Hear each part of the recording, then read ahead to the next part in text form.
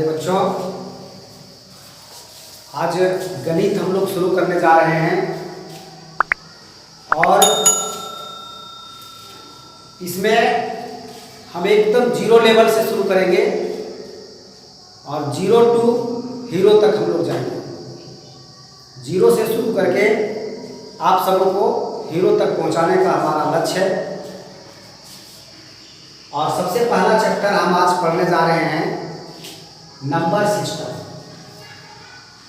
Number and number system, संख्या पद्धति। क्योंकि गणित का सबसे पहला जो स्टेप है वो नंबर सिस्टम ही है। और हम वैसे बच्चों के लिए शुरू करने जा रहे हैं जो केवल गणित में काउंटिंग और टेबल जानते हैं और कुछ नहीं जानते। अगर आप गणित में कुछ नहीं जानते हैं तो उस लेवल से हम आज गणित का शुरुआत करने जा रहे हैं। एकदम थोड़ा धीमी गति से चलेंगे। कुछ विद्यार्थियों को लगेगा कि ये बहुत ही धीरे धीरे चला जा रहा है, लेकिन मेरा मकसद है कि हम जो भी आपको सिखाएं वो पूरा आप अच्छी तरह से सीखें, ताकि कभी भी उसमें परेशानी या दिक्कत आने का कोई संभावना ना हो। तो शुरू करते हैं हम लोग नंबर सिस्टम। और उसमें सबसे पहले पॉइंट है अंक यानी डिजिट। गणित का शुरुआत डिजिट से ही होता है। डिजिट सबसे पहले हमको डिजिट के बारे में ही सीखना है। जिस प्रकार से किसी बिल्डिंग को बनाने के लिए उसकी जब सबसे छोटी इकाई है वो एक ईंट होता है, उसी तरह से गणित की जो है सबसे छोटी इकाई वो आपका डिजिट है। क्योंकि डिजिट से ही आपका सारी बड़ी बड़ी संख्याएं और सब कुछ बनती है और डिजिट से ही हम सब कुछ कर पाते हैं। डिजिट ही गणित की सबसे छोटी इकाई है। डिजिट से हम शुरुआत करते हैं और अब देखते हैं हम कि आपके डिजिट कितने होते हैं। तो डिजिट है आपका 10, 0, 1, 2, 3, 4, 5, 6, 7, 8 और 9। ये हो गए आपके डिजिट। और इन्हीं डिजिट से आपका गणित पूरा चलता है। बड़ी बड़ी संख्याएं बनती है और उनमें इन्हीं 10 डिजिट में से किसी किसी का प्रयोग किया जाता है।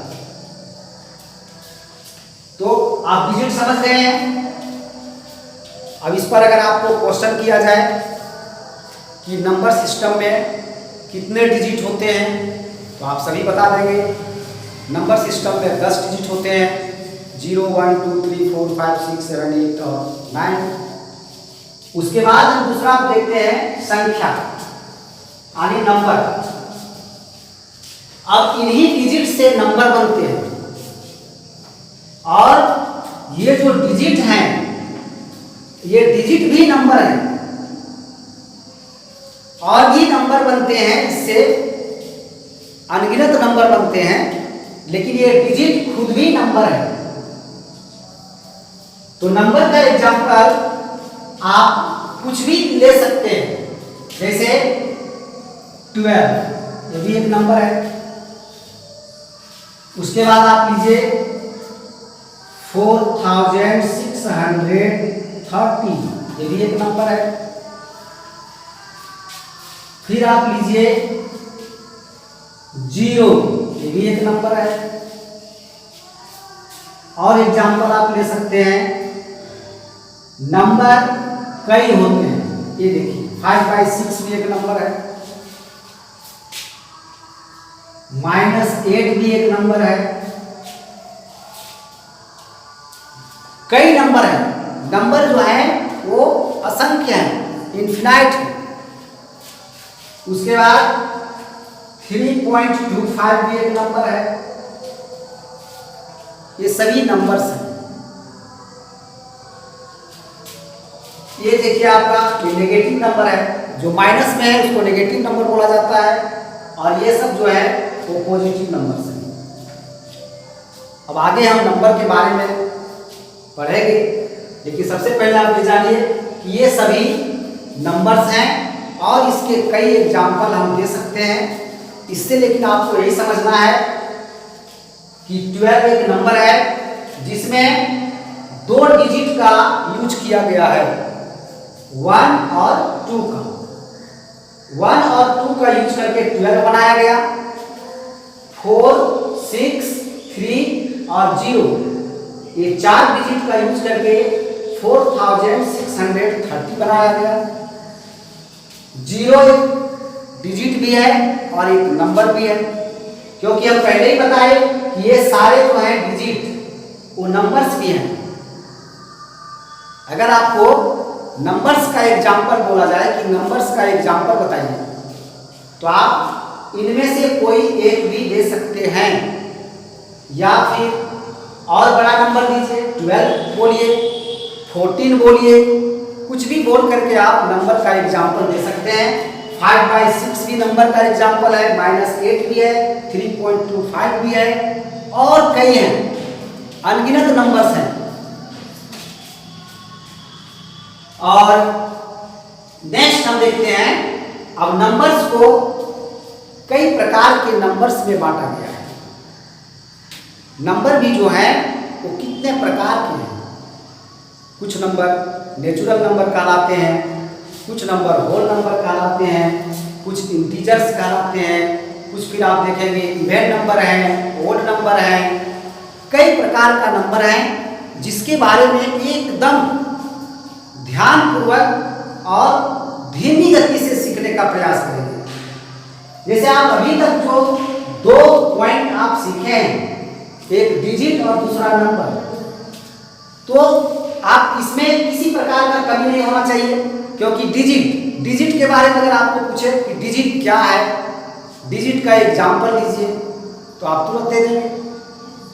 कोई पूछे डिजिट का एग्जाम्पल दीजिए, डिजिट कितने होते हैं, आप तुरंत बता देंगे। नंबर का एग्जाम्पल पूछे तो नंबर भी आप बता देंगे।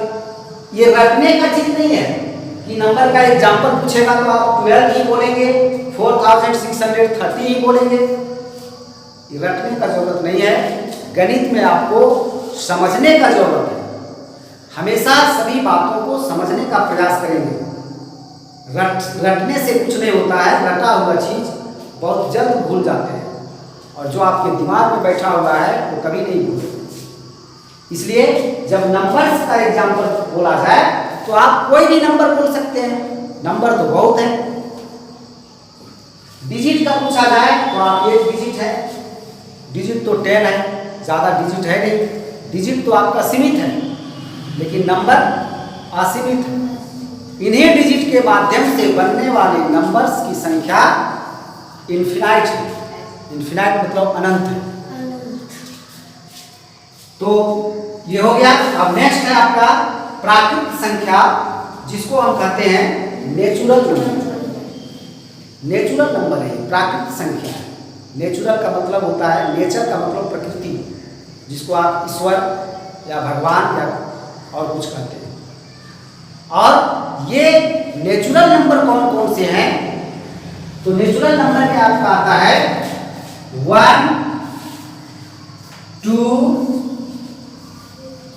3, 4, 5, 6, 7, 8 और इसी तरह से अनंत तक। इसका कोई सीमा नहीं है, बहुत दूर तक जा सकता है। नेचुरल नंबर 1 से शुरू होकर के और अनंत तक ये सभी नेचुरल नंबर्स हैं। तो आप नेचुरल नंबर भी समझ गए। अब कोई नेचुरल नंबर का एग्जाम्पल पूछे तो ये मत बोलना 1 से लेकर अनंत तक। आपको बोला जाए कि आप 5 नेचुरल नंबर बताइए, 5 नेचुरल नंबर बताइए, उसका 5 नेचुरल नंबर का 5 उदाहरण दीजिए, 5 एग्जाम्पल दीजिए। तो आप क्या कहेंगे? 1 से लेकर के अनंत तक? नहीं, आपको 5 एग्जाम्पल देना है और इसके लिए आप स्वतंत्र हैं। 1 से लेकर के अनंत तक का कोई भी 5 संख्या आप बता सकते हैं, जो आपका मन करे 5 संख्या आप एग्जाम्पल दे दीजिए। ठीक है, जैसे 512, 10,223, 50,506, इस तरह का आप दीजिए, जो आपका मन करे वो आप सभी जो है तो नेचुरल नंबर्स हैं। ठीक है, ये जितने भी नेचुरल नंबर्स हैं वो नंबर्स भी हैं, है ना? नेचुरल नंबर जितने भी हैं वो नंबर्स भी हैं। इसमें नेचुरल नंबर में आपका जो भी आता है एग्जाम्पल, वो नंबर का भी एग्जाम्पल है, लेकिन नंबर का सारा नेचुरल नंबर में नहीं आ सकता है। जैसे नंबर में 0 है, लेकिन यहाँ पर है क्या? 0 आपका नेचुरल नंबर नहीं है। ठीक है, 0 नेचुरल नंबर नहीं है, 5/6 भी नहीं है, -8 भी नहीं है। ठीक है, ये आपका नेचुरल नंबर ये सब है। नेचुरल नंबर भी समझ गए होंगे। उसके बाद आपका आता है होल नंबर, यानी पूर्ण संख्या। होल नंबर में आपका 0 से शुरू हो जाता है। 0, 1, 2, 3, 4, 5, 6, 7, 8, 9, इसी तरह से। नेचुरल नंबर और होल नंबर दोनों में कोई ज्यादा डिफरेंस नहीं है। नेचुरल नंबर का अगर एग्जाम्पल पूछे तो आप 1 से लेकर के अनंत तक कोई भी संख्या बोल सकते हैं। होल नंबर में आप 0 से ही शुरू कर सकते हैं। नेचुरल नंबर में 1, 2, 3, 4, 5, 6, 7, 8, 9, 10, 11, 12 सब है, लेकिन होल नंबर में 0 से शुरुआत हो गया और 1, 2, 3 तो सब है ही। मतलब सारा नेचुरल नंबर होल नंबर है, सारा नेचुरल नंबर होल नंबर है, और एक इसमें और है एक्स्ट्रा 0। सारा नेचुरल नंबर होल नंबर है, लेकिन सारा होल नंबर नेचुरल नंबर नहीं है। अगर पूछा जाए कि क्या सभी पूर्ण संख्याएं प्राकृतिक संख्याएं हैं, तो आपको कहना होगा नहीं। लेकिन सभी प्राकृतिक संख्याएं पूर्ण संख्याएं हैं, तो कहना होगा हाँ, क्योंकि जितने भी नेचुरल नंबर्स हैं ये सभी होल नंबर्स भी हैं। ठीक, कोई दिक्कत नहीं होना चाहिए। उसके बाद आप देखिए, आप नेचुरल नंबर से शुरुआत किए 1 से, और फिर आप देखें कि होल नंबर में 1 से भी एक छोटा जुड़ गया, 1 से भी एक छोटा जुड़ गया। 1 से छोटा क्या होता है? 0। तो 1 से छोटा 0 है, और 0 से फिर छोटा क्या है? इंटीजर्स का जरूरत कब पड़ा लोगों को? क्योंकि 0 से भी छोटा होने लगी संख्या है। अब कहोगे 0 से छोटा कुछ नहीं है, 0 से छोटा है माइनस वाला, 0 से छोटा है -1, -1 से छोटा है -2, और -2 से छोटा है -3, -3 से छोटा है -4, इस तरह से चलता जाता है। क्या? तो इंटीजर्स में वे संख्याएं भी आ गए, शामिल हो गए जो 0 से भी छोटे हैं। ठीक है, तो यहां पर आपका इंटीजर्स में इधर भी इनफिनाइट, इधर भी अनंत है। ठीक है, इधर भी अनंत, और यहां आप कुछ भी शुरू कर सकते हैं, जैसे -6, -5, -4, -3, -2, -1, उसके बाद 0। ठीक है, उसके बाद फिर 1, 2,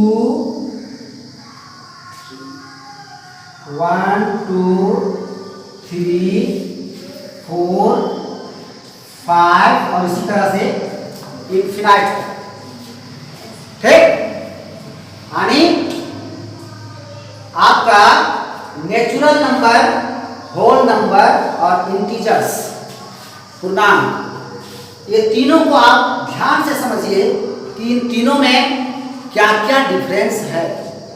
नेचुरल नंबर 1 से शुरू होकर अनंत तक, होल नंबर में 1 से एक छोटा जुड़ गया 0 और वो गया अनंत तक, और इंटीजर्स में, पूर्णांक में 0 से भी छोटा अनंत तक और 0 से भी बड़ा अनंत तक। दोनों तरफ जो है आपका कोई सीमा नहीं है।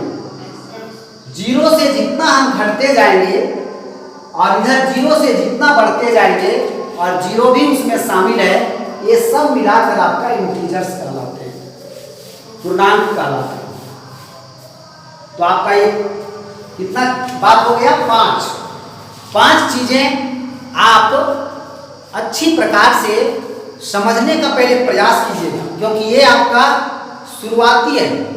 शुरुआत में आप जब समझ जाओगे तभी आगे समझते जाओगे, और अगर यहाँ नहीं समझ पाया तो फिर आगे कुछ नहीं समझ पाएगा।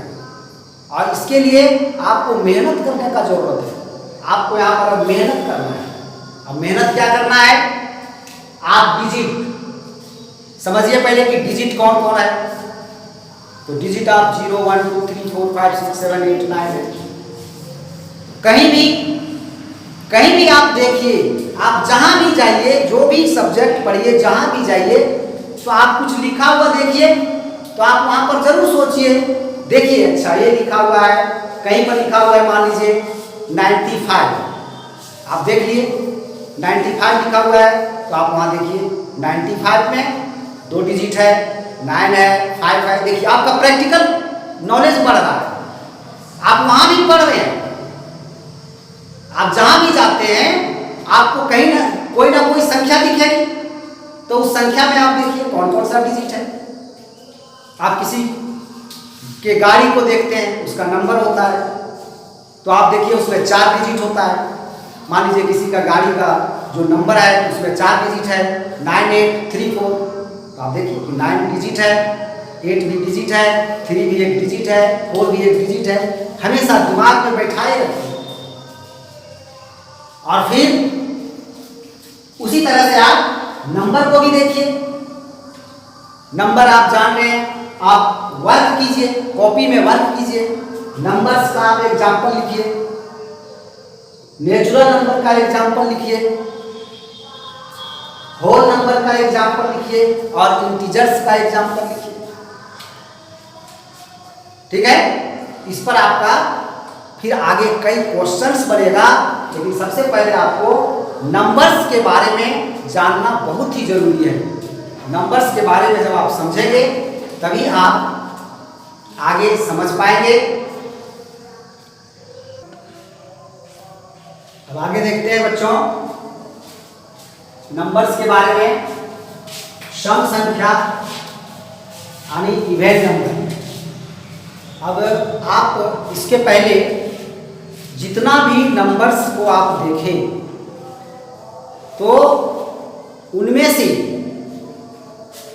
कुछ नंबर्स जो हैं वो सम संख्याएं कहलाते हैं, यानी कुछ नंबर्स इवेन नंबर्स हैं और कुछ नंबर्स ओड नंबर्स हैं। इवेन और ओड अपोजिट है, सम का अपोजिट विषम। ठीक है, इसलिए सम को जानिए और उसी का अपोजिट विषम हो जाएगा, दोनों आप समझ जाएंगे। इसलिए तुलनात्मक अध्ययन करना बहुत जरूरी है दोनों का। तो सबसे पहले सम संख्या के बारे में जानते हैं। सम संख्या किसे कहते हैं? तो सम संख्या वह संख्याएं हैं जिनको हम 2 बराबर भागों में बांट सकें। जैसे मान लीजिए कि आपको हम 4 आम दे दें, 4 आम दे करके और बोल दें कि आप इसे अपने 2 दोस्तों को बराबर बराबर बांट दो, तो आप दोनों दोस्तों को 2-2 आम दे करके आप अपना काम पूरा कर लेंगे। तो और अगर हम आपको 5 आम दे दें और बोले कि आप अपने 2 दोस्तों को बराबर बराबर बांट दो, तो आप नहीं बांट पाएंगे बराबर बराबर, फिर कटिंग करना होगा, कटिंग करना नहीं है तो आपको दिक्कत हो जाएगी। एक दोस्त को 2 देंगे, दूसरे दोस्त को 3 देना पड़ सकता है, यानी आप 5 को 2 बराबर भागों में नहीं बांट सकते। तो उसी प्रकार से जिस संख्या को आप 2 बराबर भागों में बांट सकते हैं वही संख्या सम संख्या है या इवेन नंबर है। जिस संख्या को आप 2 बराबर भागों में बांट सकते हैं वो इवेन नंबर्स कहलाते हैं। ठीक है, तो इसका एग्जांपल आपका क्या हो जाएगा? 2, 4, 6, 8, 10, 12, 14 और इसी तरह से कई हैं, बहुत सी संख्याएं हैं। ठीक है, सारी संख्याओं को हम एग्जाम्पल के रूप में नहीं लिख सकते हैं।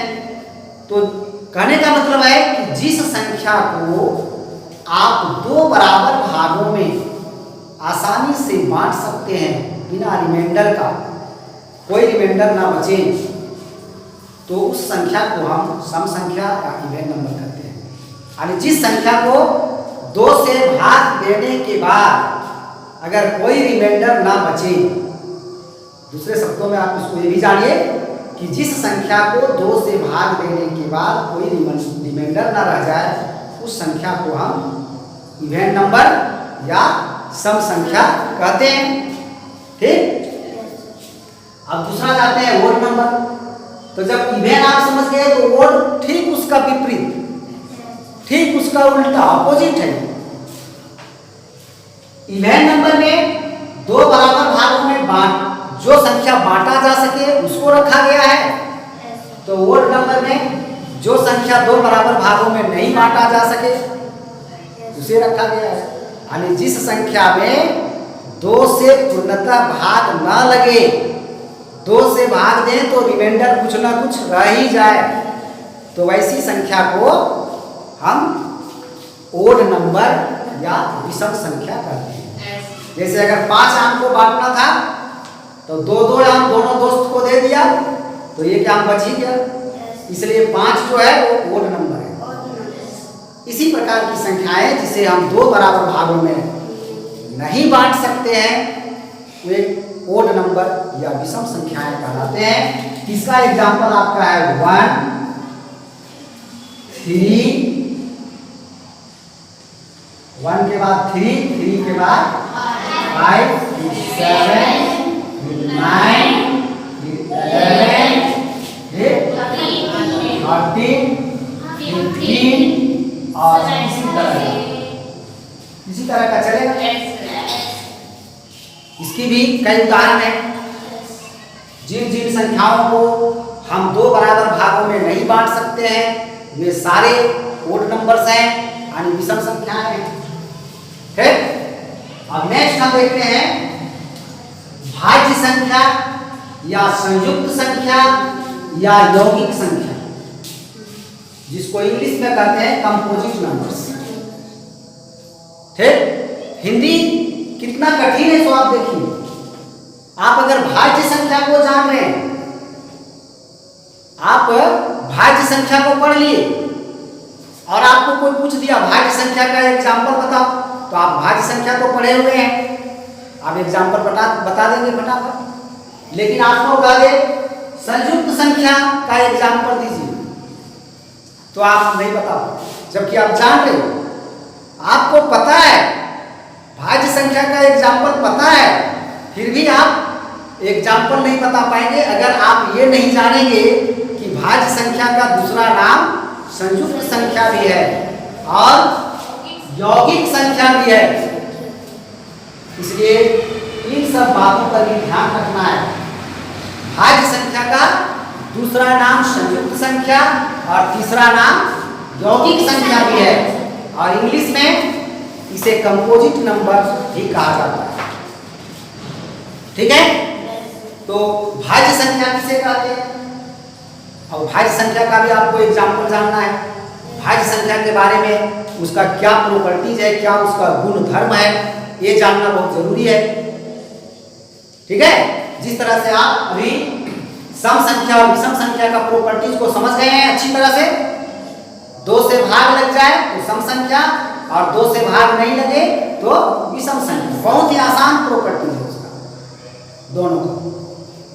अब है भाज्य संख्या, तो भाज्य संख्या का मुख्य जो है इसका गुण है कि उस संख्या में कम से कम 3 संख्याओं से भाग लगे।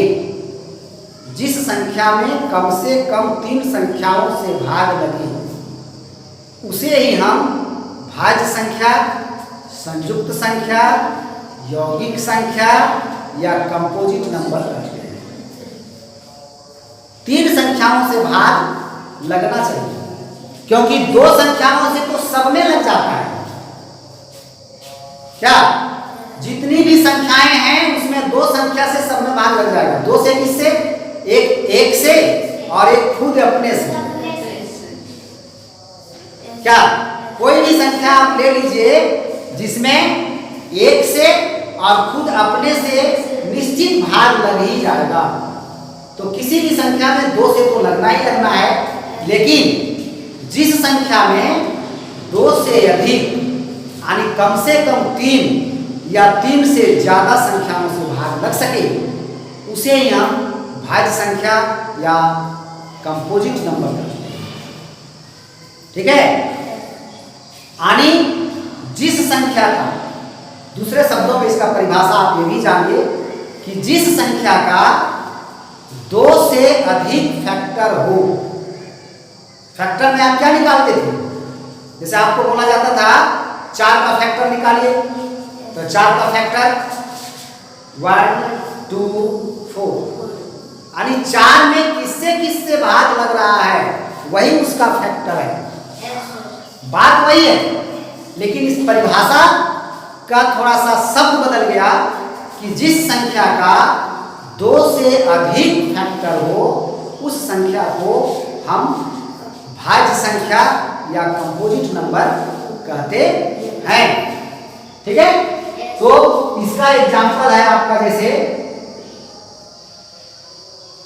4 6 8 9 10 12 14 15। कोई बोल रहा है 16, 15 नहीं है, 15 भी है। 15 भी आपका कंपोजिट नंबर है, क्योंकि 15 में भी 2 से अधिक संख्याओं से भाग लग रहा है। जैसे 1 से, 3 से, 5 से, 15 से, देखिए 4 संख्याओं से भाग लग रहा है, तो क्यों नहीं ये कंपोजिट नंबर होगा? कुछ लोग यहां से सोचते हैं कि 2-2 बढ़ते जा रहा है, ऐसी बात नहीं है। ठीक है, 2-2 बढ़ेंगे क्यों? जब आपका 9 भी कंपोजिट नंबर है, 9 का भी 2 से ज्यादा फैक्टर है, तो वो भी कंपोजिट नंबर हो गया। फिर आप क्यों जा रहे हैं उस तरह से? यही सब थोड़ा सा दिमाग को आप संतुलित रखेंगे, बैलेंस में रखिए दिमाग को, सोचिए, एक एक बात को सोचिए ध्यान से। यहां पर गड़बड़ कर देते हैं कुछ लोग। तो इस तरह से इसका भी और कई है। 15 के बाद 16 भी है, 16 के बाद आपका फिर 18 है। ठीक है, और इस तरह से और कई हैं। ये हो गए आपके कंपोजिट नंबर्स के एग्जाम्पल। यानी कंपोजिट नंबर उसी को कहेंगे जिसका 2 से अधिक फैक्टर हो, यानी दूसरे शब्दों में जिस संख्या में 2 से अधिक संख्याओं से पूरा पूरा भाग लग सके उसे हम कंपोजिट नंबर या भाज्य संख्या या संयुक्त संख्या या यौगिक संख्या कहते हैं। ठीक, अब ठीक इसका विपरीत अभाज्य संख्या। आपको ये ध्यान रखना है कि सम और विषम एक दूसरे का अपोजिट है, उसी तरह से भाज्य और अभाज्य कंपोजिट और प्राइम नंबर भी एक दूसरे का अपोजिट है। समझ रहे हैं बात? तो भाज्य संख्या आप समझ गए। अब अभाज्य संख्या को समझेंगे। अभाज्य संख्या का भी हिंदी में 3 नाम है। अभाज्य संख्या, असंयुक्त संख्या, ऋण संख्या। 3 नाम हो गया। इंग्लिश में प्राइम नंबर। तो प्राइम नंबर किसे कहेंगे? तो आप जो भाज्य संख्या का बात था उसी का उल्टा हो जाएगा। भाज्य संख्या में था कि जिस संख्या का 2 से ज्यादा फैक्टर हो वो भाज्य संख्या हो गया। अभाज्य में जिस संख्या का 2 फैक्टर हो, 2 ही फैक्टर, क्योंकि लगभग सभी संख्याओं का 2 फैक्टर तो होना ही होना है। 2 संख्या से वो कटेगा ही, एक 1 से और एक खुद से। इसलिए जिस संख्या का 2 ही फैक्टर हो, 2 और केवल 2 से ज्यादा भी नहीं और 2 से कम भी नहीं, ठीक है? 2 फैक्टर हो, ये इसका सही जो है तो परिभाषा यही है कि जिस संख्या का 2 फैक्टर हो। कुछ लोग क्या बोलते हैं कि जो अपने से और 1 से कटे उसे हम अभाज्य संख्या कहते हैं। जो केवल अपने से और 1 से कटे उसे हम अभाज्य संख्या कहते हैं। लेकिन ये कहना गलत है, क्योंकि उसमें आपका 1 भी आ रहा है। लेकिन 1 किससे किससे कट रहा है? अपने से कट रहा है कि नहीं? और 1 से कट रहा है कि नहीं? तो फिर इसको भी आप अभाज्य संख्या कहना चाहिए। लेकिन ये अभाज्य संख्या नहीं है, क्योंकि इसका फैक्टर 1 है। एक ही फैक्टर है। क्या जब आप वो परिभाषा अगर आप लागू करते हैं कि जो संख्या 1 से और खुद से कटे वो अभाज्य संख्या है, तो फिर इसको भी होना चाहिए, क्योंकि ये 1 से भी कट रहा है और खुद से भी कट रहा है, क्योंकि खुद भी एक ही है। तो 1 से तो कट ही रहा है और खुद से भी कट रहा है, तो फिर ये अभाज्य संख्या होना चाहिए। लेकिन नहीं है। इसलिए नहीं है क्योंकि इसका 2 फैक्टर नहीं है। तो ऐसा परिभाषा आप याद रखिए जो कोई अपवाद ना पैदा करे। वो परिभाषा अपवाद पैदा कर रहा है कि जो 1 से कटे और अपने से कटे, नहीं। लेकिन आप जब वो परिभाषा याद रखेंगे कि जिस संख्या का 2 फैक्टर हो, 2 और 2 ही, ना 2 से ज्यादा हो ना 2 से कम हो। अगर 1 फैक्टर भी होगा तब भी वो अभाज्य संख्या नहीं कहलाएगा, ठीक है? तो 2 फैक्टर वाले जो हैं अभाज्य संख्या कहलाते हैं।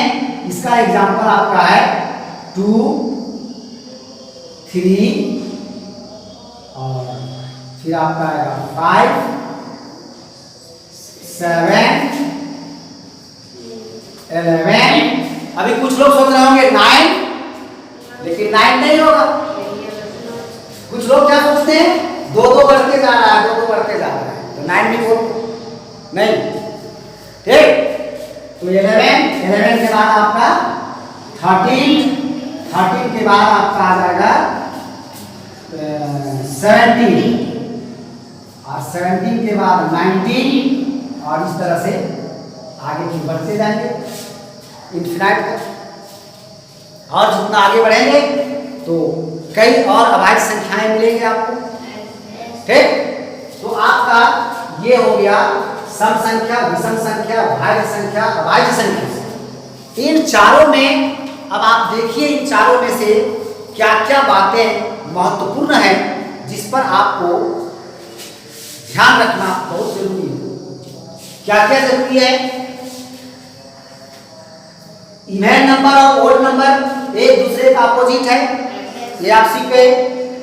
और कंपोजिट नंबर और प्राइम नंबर एक दूसरे का अपोजिट है। अब और इन चारों में से किसी किसी के साथ कुछ कुछ संबंध है, कुछ कुछ बातें हैं जो आपको जानना जरूरी है, ठीक है? अब देखिए आप कि जितने भी इवन नंबर्स हैं, इवन नंबर्स जितने भी हैं, ठीक, वो सारे के सारे कंपोजिट नंबर्स हैं। जितने भी इवेन नंबर हैं वो सारे के सारे कंपोजिट नंबर्स हैं, लेकिन एक नहीं है। कौन? 2। ठीक है, तो ये बात आपको याद रखना है कि जितने भी इवेन नंबर हैं वो सारे कंपोजिट नंबर हैं, लेकिन एक को छोड़कर यानी 2 को छोड़कर, 2 जो है तो इसका अपवाद है। ये बात हमेशा ध्यान में रखने का जरूरत है। एक 2 ही ऐसा इवेन नंबर है जो कंपोजिट नंबर नहीं है और वो प्राइम नंबर है। ठीक है, और कंपोजिट नंबर और ओड नंबर और प्राइम नंबर में कुछ कुछ समानता है, समझे? इवेन नंबर और कंपोजिट नंबर में यही समानता था कि सारे इवेन नंबर कंपोजिट हैं, लेकिन 2 नहीं है। क्या? एक ही इवेन नंबर ऐसा है जो कंपोजिट नहीं है। यानी इवेन नंबर और कंपोजिट नंबर में एक समझौता हुआ कि इवेन नंबर बोला कि सारे के सारे इवेन नंबर कंपोजिट नंबर भी हो जाओ, तो सारे तो हो गए, लेकिन एक ये नहीं हुआ, क्योंकि इसके पास वो गुण नहीं है जो कंपोजिट में होना चाहिए। 2 से ज्यादा फैक्टर इसके पास नहीं है। 2 यानी 2 को कितना फैक्टर है? 2 ही फैक्टर है, 1 और 2।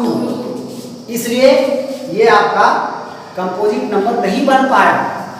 तो एक 2 ही ऐसा इवेन नंबर है जो कंपोजिट नहीं है, और बाकी सभी इवेन नंबर कंपोजिट है। और कंपोजिट नंबर में